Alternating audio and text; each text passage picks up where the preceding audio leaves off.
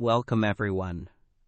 One of the best ways to prepare for the IELTS speaking test is to see it in action. That's exactly what we're doing today with this complete mock test from Spinta. As you listen, think about what the candidate does well and where they could improve. Afterwards, we'll compare notes with a full performance breakdown. Let's begin.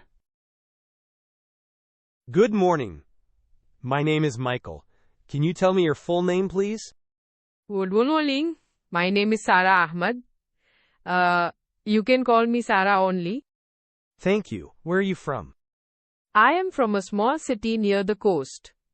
I live in a small city called Alma for my whole life. It is quiet and the people there is friendly, and I like it because it is not very crowded like big capital cities. Thank you. Now I'm going to ask you some questions about yourself. Let's talk about your home and family. Do you live with your family? Yes, I live with my parents and my younger brother. My brother, he is studying in high school. We have small flat, but it is comfortable. I help my mother sometimes, cooking and cleaning when I have time from work. It make me feel good to help my family, and my parents, they always support me with my decisions, even if I make mistakes sometimes. How long have you been living there? I have been lived there since I was born, so about 26 years. I lived there for 26 years. The place has changed little by little, but it's still same in many ways. New shops open, more cars on street, but the sea is still near and I go there often. What do you like most about your neighborhood? I like that it is safe and calm. Neighbors know each other, and when sometimes I walk in evening, people greeting, and it feels like community. Also, there is a small park where children playing and pensioners sit and talk. These things, they give sense of belonging. I think in big cities this is not easy to find. Right. Now let's move to work and study. Are you working or studying at the moment? I'm working now. I work as a customer service assistant in a small company that sell electronics. It is not perfect job, but it helped me to pay bills and improve my English little bit, because I speak with foreign clients sometimes. Why did you choose that job? Well, after I finish university, I need job quickly. I study business administration, but there was not many positions, so I accept this job. I think it is good because I learn about customer relation and sales, and after some years I hope to find better position in similar field. Do you enjoy your work? What do you enjoy most about it? I enjoy meeting different people and solving their problems. When I can fix issue and client they happy, I feel proud. But sometimes the job is stressful, and many calls at same time, and training new colleagues is difficult, because I am not confident about explaining complex things in English. Also, the salary is small, but overall I learn many practical skills. How has your work changed over time? At beginning I only answer calls and do simple tasks, but now I do scheduling and help to plan promotions. I have more responsibility, and my manager, he trusts me with inventory sometimes. It was slow process, but I think it is good progress. Okay. Let's talk about hobbies and free time. What do you like to do in your free time? In my free time I like reading, watching movies and sometimes painting. I really enjoy to reading, especially mystery novels and how-to books about personal development. I probably spend 2 hours in evening for reading, usually before I go to sleep. On weekends I sometimes go to beach or meet friends for coffee, and that help me to relax after busy week. Why do you enjoy painting? Painting is calm activity and I can express my feeling without words. I'm not professional, but I like mixing colors and creating simple scenes like sea or street view. Once I painted picture for my mother's birthday and she very happy. That made me feel proud and she hang it in living room. How long have you been doing that hobby? I start painting seriously since 2 years ago. I was always sketching when I was child, but time and job take me away. 2 years back I joined small art class at weekend, and since then I try to practice every week. Do you prefer spending free time alone or with others? I like both. Alone time I can read and think, but being with friends is enjoyable too, because we laugh and share experiences. If I had choose one, maybe I prefer small group of close friends rather than big parties, because big parties make me tired and anxious. Thank you. Now about daily routine. What is your typical day like? I usually wake up at 7, make simple breakfast, and take bus to work. At office I check emails, answer calls and handle customer queries. Lunch is at 1, and sometimes I meet colleague for short coffee. After work I go to art class twice a week, or read at home. In the evening I help my mother with dinner, and then I watch film or read before sleep. Weekend my routine change, I clean house and visit market, sometimes I go to beach. Do you think your routine will change in future? Yes, I hope so. I'm planning to take more courses and maybe change career to marketing. If I achieve this goal, my daily schedule will be different with more meetings and maybe more travel. Also, I want to start regular exercise now. I am not active enough, but I know it is important for health. Right. Finally, in part 1, let's talk about future plans. Where do you see yourself in 5 years? In 5 years, I hope to have better job in marketing or communication. I want to have some savings and maybe start small online business selling handmade art. Also, I would like to travel to few countries to learn culture and improve my English. Family plan I'm not sure, maybe I will marry, maybe not, but I want to be stable and independent. Thank you. Let's move on to part 2. I will give you a topic, and I would like you to talk about it for 1 to 2 minutes. Actually, you will talk for about 3 minutes. Here is your topic. You have 1 minute to prepare, and you can make notes.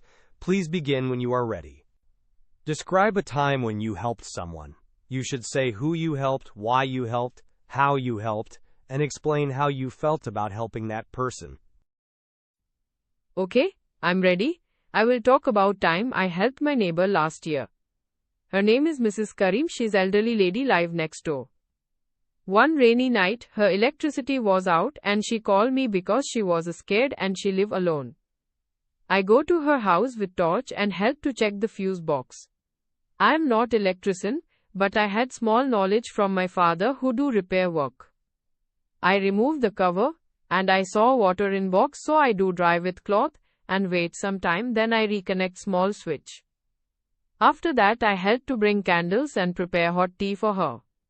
I also stay with her for 1 hour to make sure she's okay and not alone. I phoned my brother to bring some blankets later. The reason I helped because she always help us with collecting parcels and watering plants when we away, and I feel she need help more than me. It was little scary to work with electricity, but I think I did right thing.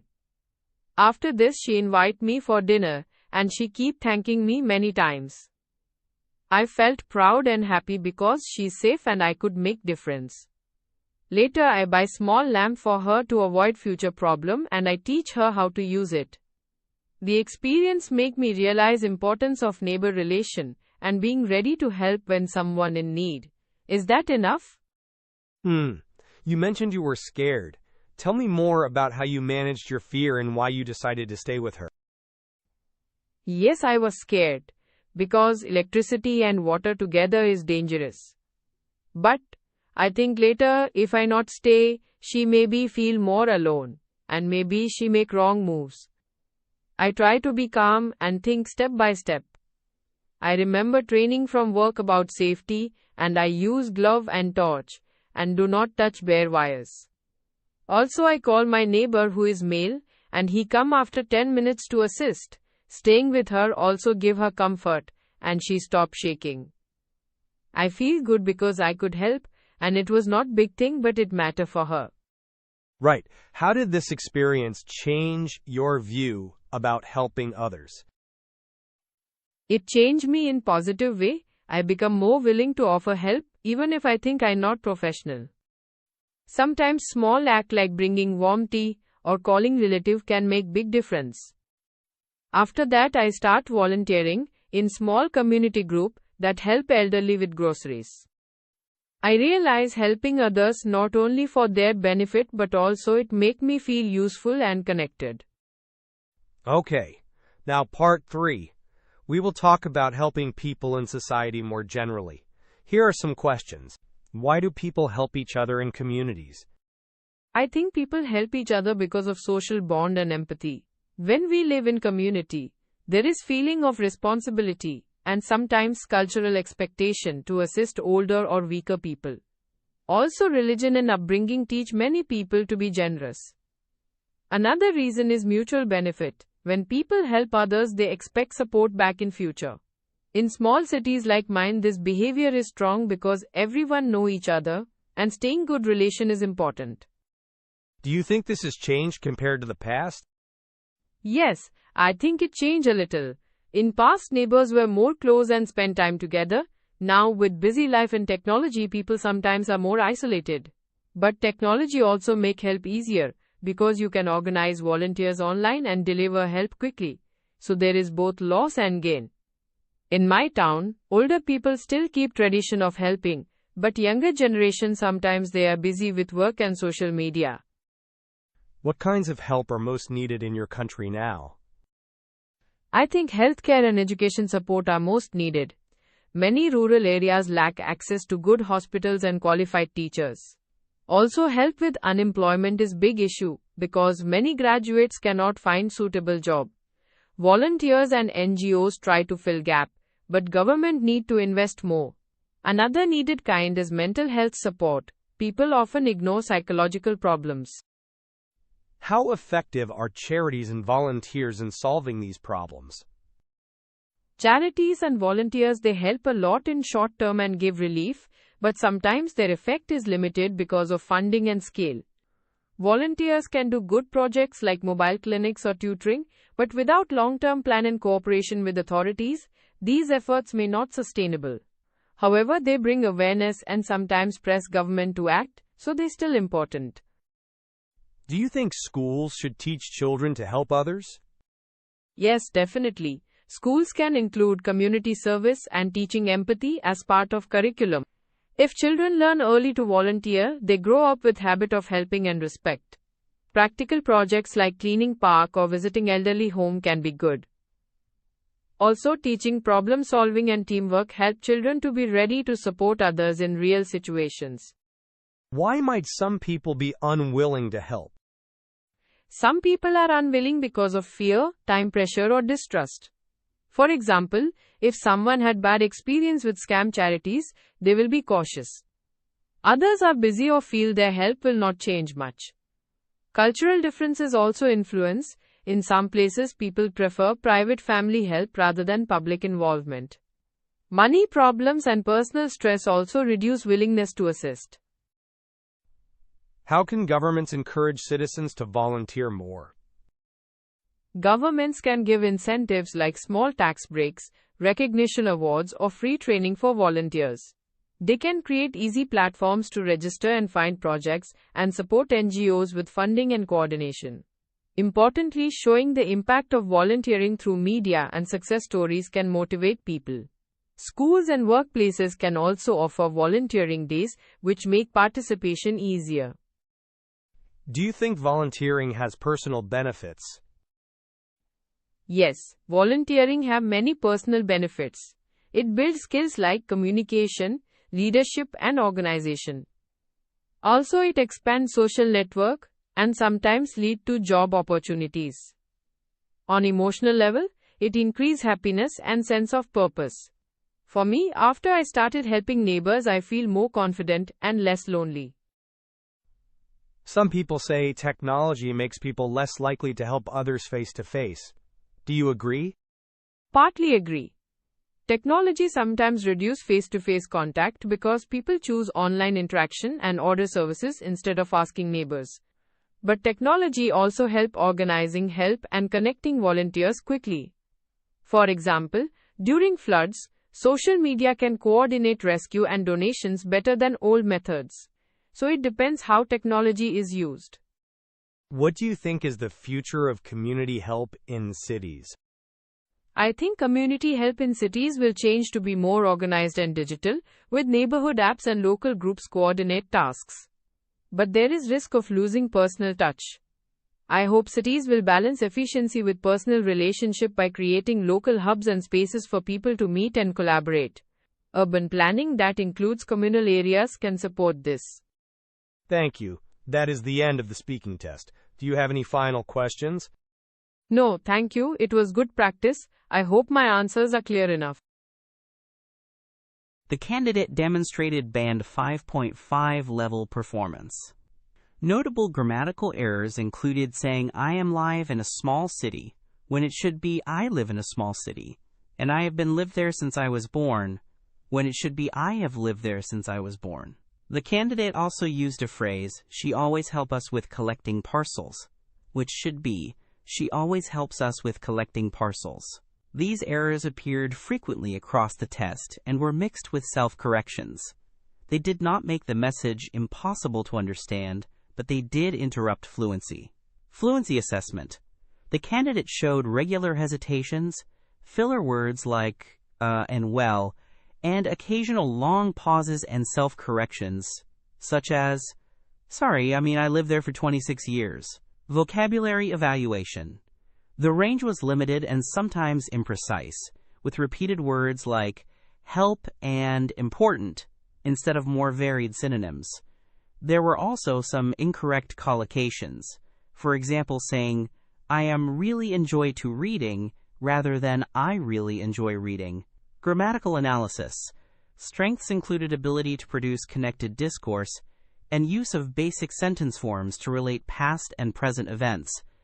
But weaknesses were frequent subject-verb disagreement, basic tense errors, and missing articles.